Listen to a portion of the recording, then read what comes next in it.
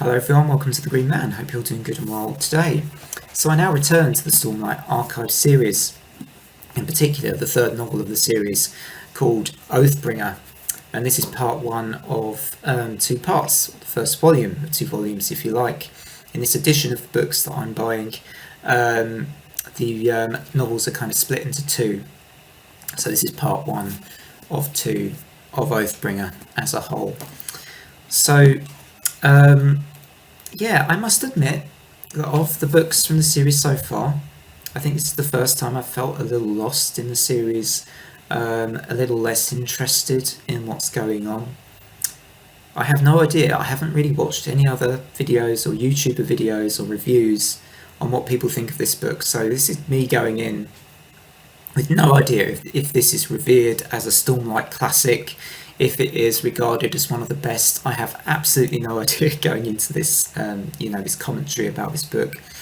So yeah, I really liked Way of Kings and I really liked Words of Radiance, but this is the first time I think I've still got the second book, the second volume, of course, of the novel to read, so can't draw too many conclusions yet, but I would say it's the first time I've felt a little lost in the series.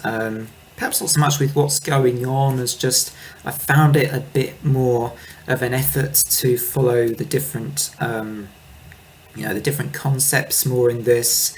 And it lives up to its name, obviously being epic fantasy. You have to really delve deep into it sometimes, I think, to tie up all the loose ends or to tie up different character threads to each other. And I think this is the first time I found that a little bit challenging. If you think about it, in Way of Kings, we're mostly following Kaladin, mostly following Shallan, I think, so it's a little easier to have an understanding of the overall events and what's happening in the story there. So it's just perhaps just a case of me needing to pay a bit more attention to what's really going on here, but I just found it a bit more dense. Also, there were a lot of flashback chapters, and I am not big particularly on flashback chapters. I know you had that in the previous novels as well, but in Oathbringer I wasn't as keen on the flashback chapters here. I always sometimes find that the momentum of the story can be slightly affected by too many flashback chapters, and in this case I found that for me those affected the momentum in this particular book as well. But in terms of what I really liked actually was, there were a few moments I think. One was Shallan's encounter with Reshapir, the Midnight Mother, this massive tar that she has to deal with all these faces coming out. I thought that was really cool. And also her relationship with Adolin and how that's developed more and more, but how we know they're hiding certain things from each other.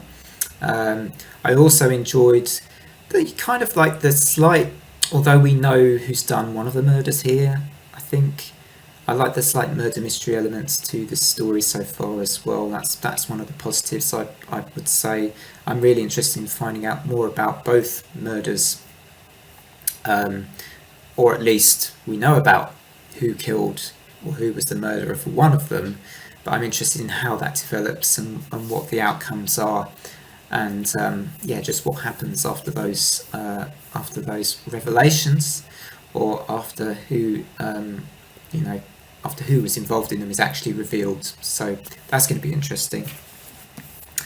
So I think those were the two parts of the book that I think I've been quite enjoying reading about. A lot. There's been more on Kaladin as well, and his relationship with the Parshmen in this, which has been quite interesting, and also more on kind of the Bridge 4 characters and how their story arcs have continued to develop as well.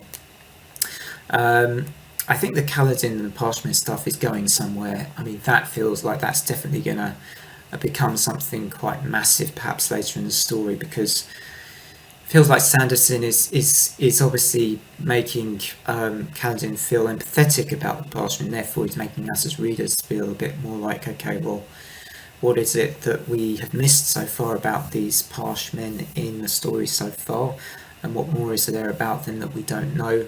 Similarly, kind of like with the Voidbringer stuff as well, and all of that. Pretty cool stuff there. So yeah, I mean, I'd say I've yeah, it's probably not my favourite of the series so far. Like I say, it's lost me a little bit. Not that I don't want to. I definitely want to continue the series. Absolutely want to carry on with this series. No way do I want to drop it. But just found it slightly harder to get through this book. That's all I'm saying. So looking forward to part 2. And yeah, I'll leave that little commentary video for you there. As ever, do like and subscribe to the channel if you like, I guess, any of the following really: sci-fi, fantasy, horror. A lot of this channel is on music, so if you do subscribe, be warned, you'll get a lot of album reviews and things relating to heavy metal and rock music. I should probably have that as a disclaimer. Otherwise, thank you very much for joining me, and bye for now.